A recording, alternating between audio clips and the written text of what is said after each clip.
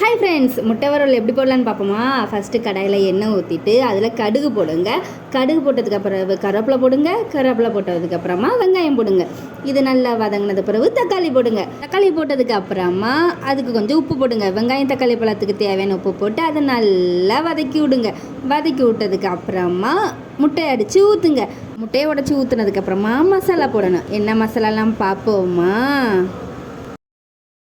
கரம் மசாலா, வத்தல் பொடி, சிக்கன் பொடி, பெப்பர் பொடி, மஞ்சள் பொடி, உப்பு இவ்வளோத்தையும் போட்டுட்டு அதுக்கப்புறம் முட்டைக்கு மேலே அப்படி அழகாக தூவி விட்டுட்டு அதுக்கப்புறம் நல்லா சிம்மில் வச்சுட்டு நல்லா மிக்ஸ் பண்ணுங்க. அப்போ தான் எல்லா முட்டையிலையும் நல்லா மிக்ஸ் ஆகும்.